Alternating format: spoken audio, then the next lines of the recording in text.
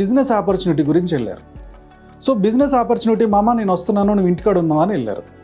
అతనికి financial problems ఏమున్నాయో మీకు తెలియదు. మీకు ప్రాబ్లమ్స్ ఉన్నాయి కాబట్టి తనకు కూడా ఉన్నాయి అనుకుంటున్నారు. ఏంటి మన ప్రాబ్లం? నేను ఎంత సంపాదిస్తున్నా పిల్లల ఫీజుకి కష్టం అవుతుంది, ఇల్లు కట్టడానికి కష్టం అవుతుంది. సేమ్ వాడికి కూడా అదే శాలరీ కాబట్టి వాడికి కూడా ఆ ప్రాబ్లం ఉందనుకొని మీరు వెళ్ళారు. వెళ్ళినప్పుడు ఏం చేయాలి? సో మీ ప్రాబ్లం వాళ్ళ ప్రాబ్లంలా అనుకోవద్దు.